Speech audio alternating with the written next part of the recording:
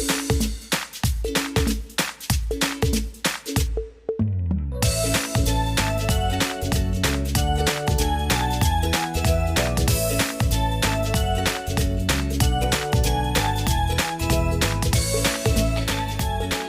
assalamualaikum warahmatullahi wabarakatuh. Perkenalkan, nama saya Ihsan. Saya dari Fakultas Tarbiyah dan Ilmu Keguruan Universitas Jepara, Prodi Pendidikan Agama Islam semester 5. Nah, di sini saya akan membuat tutorial yaitu tentang mata kuliah Statistik Pendidikan, mata dosen pengampu Nusrutus Saidah MPDI.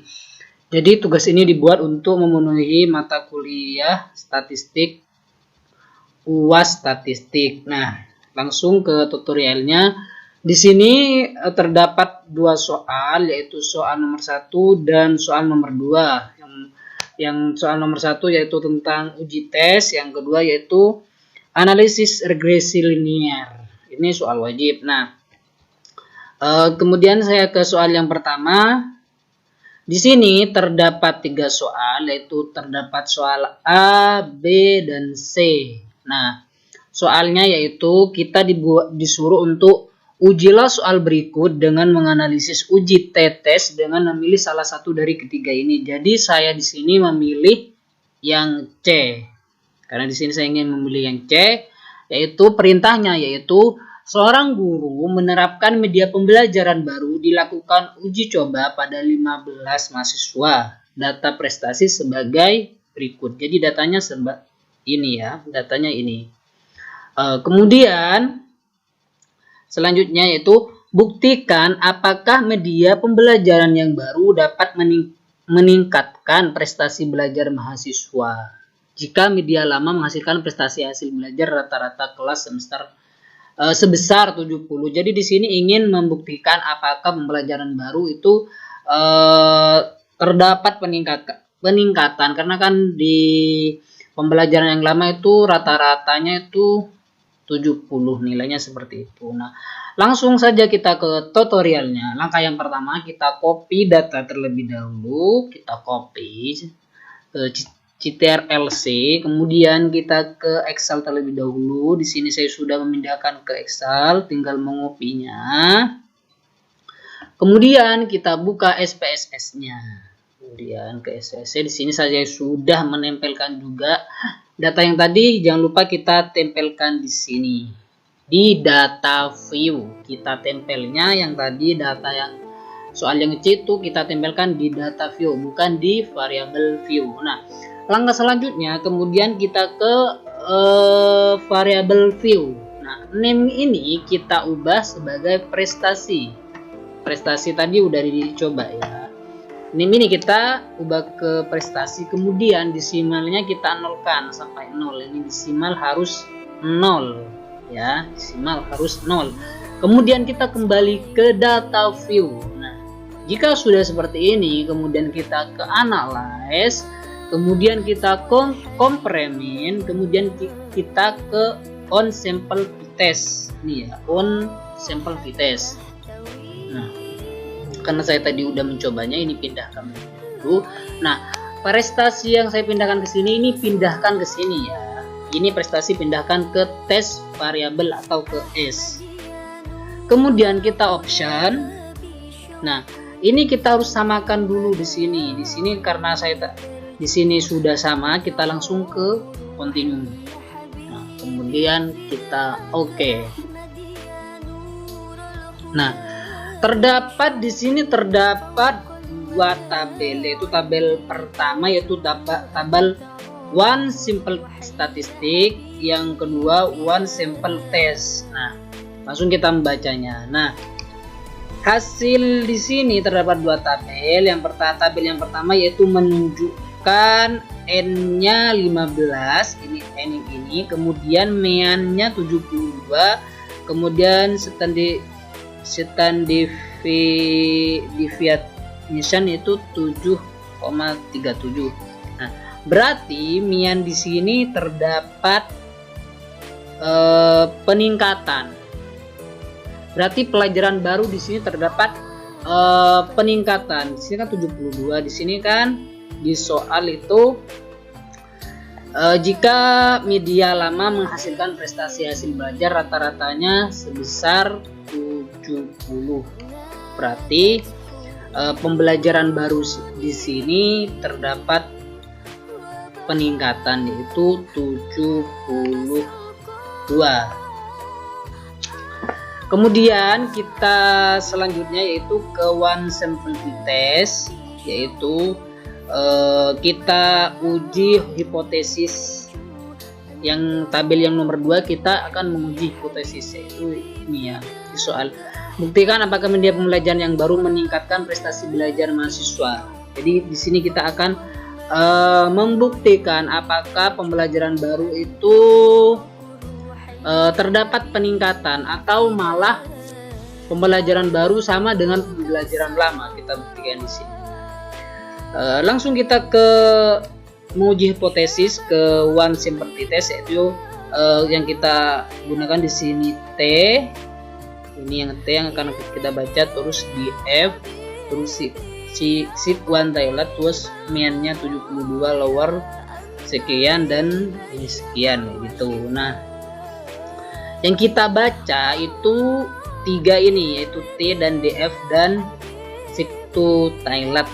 Kemudian kita nanti bacanya atau kita interpretasikan ke Microsoft Word, apakah pembelajaran baru itu atau HO itu terdapat peningkatan atau justru yang HA itu ada peningkatan di situ. Pembelajaran baru di sini ada peningkatan atau justru sama. Nah, dalam kita tulis dalam uji hipotesis, kita tulis hipotesisnya. Dalam penelitian kita harus tulis hipotesisnya terlebih dahulu gitu. Apakah pembelajaran lama itu ada peningkatan atau justru pembelajaran baru itu sama dengan pembelajaran lama. Jadi yang kita butuhkan itu pembelajaran baru itu harus ada peningkatan. Kalau kita pembelajaran lama sama dengan pelajaran baru itu sama, berarti kita tidak perlu uji statistik di sini. Oke, mungkin ini tutorial dari saya. Langkah selanjutnya ini kita uji tabel bacanya atau kita interpretasikan ke Microsoft Word. Oke, tutorial selanjutnya soal nomor 2. Oke, di sini saya akan membuat soal kedua. Maaf karena ini lagi malam hari saya buat video ini, jadi videonya agak gelap. Jadi di sini soal yang kedua yaitu soal wajib. Sini sudah dipersiapkan data-datanya. Kemudian saya akan membacakan soalnya.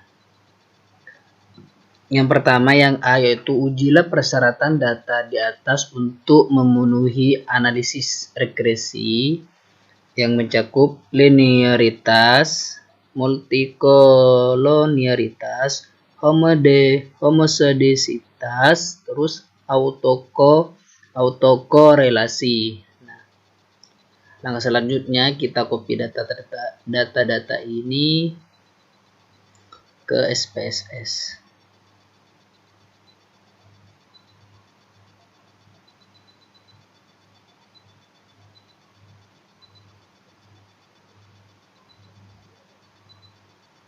Data ini ke SPSS, bentar ya.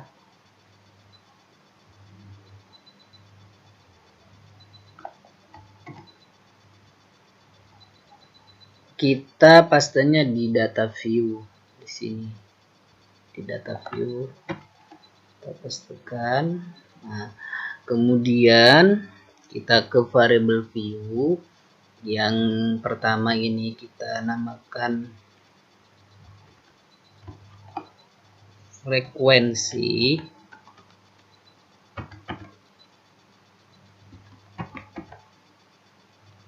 Yang kedua itu nilai. Terus yang ketiga prestasi. Kemudian desimalnya kita nolkan.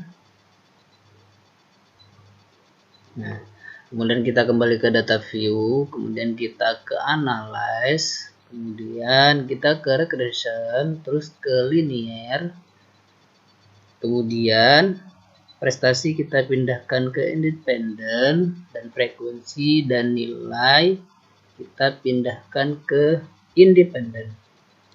Kemudian kita ke statistik, terus kita centangnya ini collinearity, dan kita centang yang Dupin Watson ini. Kemudian kita continue, lalu kita oke. Jadi hasil ini adalah output dari uji collinearitas ini. Kemudian kita pilih yang ini frekuensi yang ini untuk kita interpretasikan atau baca data ke Microsoft Word. Kita copy ini, kemudian kita ke Microsoft Word untuk membacanya. Kemudian di sini saya udah membacanya, yaitu hipotesis penelitian HO terjadi kolinialitas frekuensi belajar dari nilai statistik. HO tidak terjadi kolinialitas antara variabel frekuensi belajar dan nilai statistik. Yang pembahasannya, hasil analisis data menunjukkan bahwa VIF yang ini, yang 1614 itu yang ditentukan adalah sebesar 1614. Oleh karena itu nilai tersebut kurang dari 10. Maka kami dapat menyimpulkan multikolinialitas antara variabel frekuensi dari nilai statistik terhadap statistik mahasiswa. Gitu. Oke, di sini saya akan melanjutkan tutorial, yaitu tentang homodisitas. Kemudian tetap menggunakan data yang sama ya. Yang pertama kita ke SPSS, kemudian kita ke analyze, kemudian kita ke regression, kemudian kita ke linear, kemudian kita ke save, kemudian kita centang ini, lalu kita continue, kita oke. Kemudian kita kembali ke data view. Terus di sini kita sudah menemukan res satunya. Res satunya. Kemudian kita ke transfer, kemudian kita langkah selanjutnya ke komputer variabel. Terus kemudian yang target variabel kita tuliskan ABS underscore res. Kemudian numerik kita isi dengan numeriknya kita isi dengan ABS, terus buka kurung, kemudian res underscore 1, kemudian tutup kurung. Lalu ini tabel ini, label ini, sebentar, lanjut tulis absolute ini, absolute residu yang ini, absolute residu ini, isi absolute residu. Kemudian kita continue dan oke. Nah, kemudian kita kembali ke data view. Nah, di sini kita sudah menemukan ABS res-nya. Kemudian kita ke analyze, kemudian kita ke regression, kemudian kita ke linear. Nah, yang prestasi kita pindahkan dulu. menjadi absolut residu yang tadi. Lalu kita oke. Nah, kemudian kita di sini sudah bisa membacanya. Kita butuh yang ANOVA sama koefisiensinya di sini saja, 2 saja. Kemudian kita membacanya ke Microsoft Word atau menginterpretasikan ke Microsoft Word.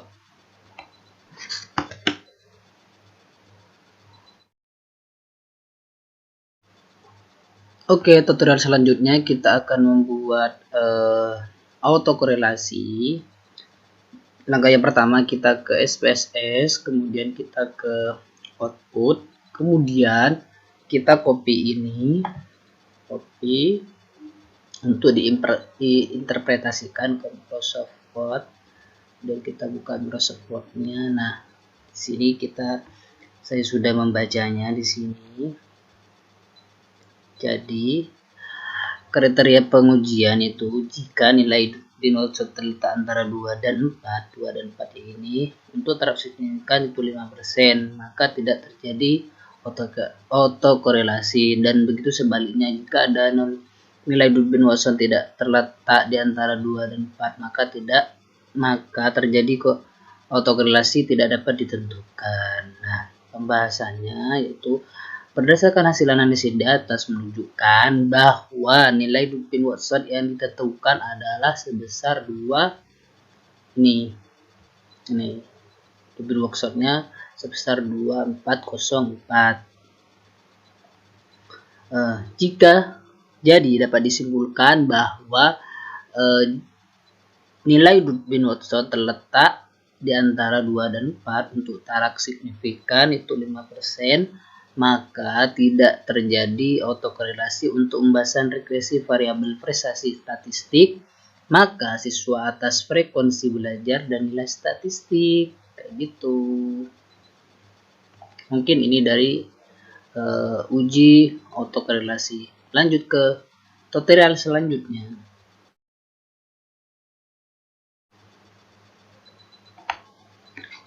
Oke, di sini saya mau melanjutkan tutorial selanjutnya, yaitu kita mau membuat tutorial yaitu analisis regresi linier. Nah, untuk menjawab pertanyaan B, C, D di sini, yaitu pertanyaannya apakah ada pengaruh yang signifikan antara X1 dan X2 terhadap Y, terus yang C pertanyaannya berapa besar variabel independen mempengaruhi variabel dependen. Terus tentukan persamaan garis regresi dan bagaimana interpretasi hasil analisis dengan membaca persamaan garis regresi tersebut. Langsung kita ke tutorialnya. Nah, data-data ini masih data yang tadi ya, masih data yang ini. Nah, langsung kita ke SPSS.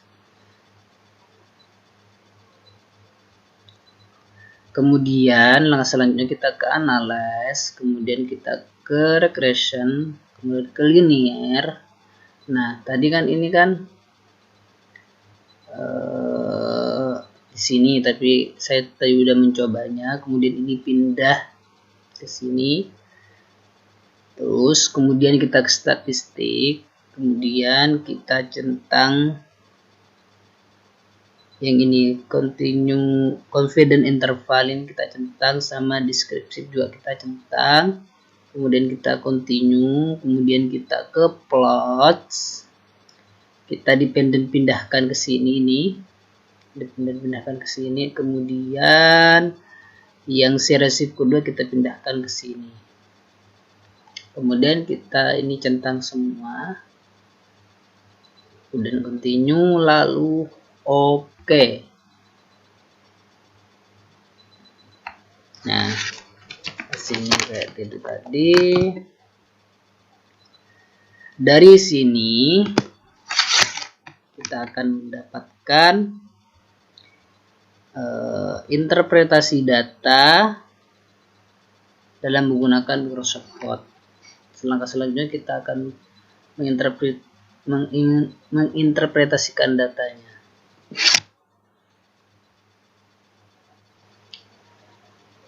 Oke, di sini saya ingin melanjutkan tutorial, yaitu saya akan membaca datanya atau menginterpretasikan dari data pertanyaan yang 3 itu, yaitu pertanyaan pertama, apakah ada pengaruh yang signifikan antara X1 dan X2 terhadap Y.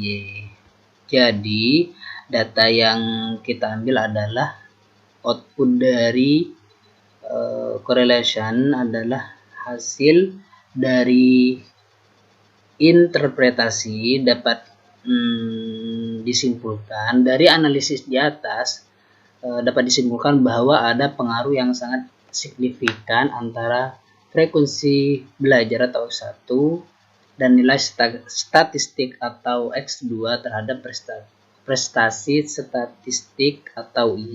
Jadi ada pengaruh yang signifikan. Terus pertanyaan yang kedua yaitu berapa besar variabel independen pengaruh variabel dependen. Nah, jadi output yang diambil adalah model summary. Model summary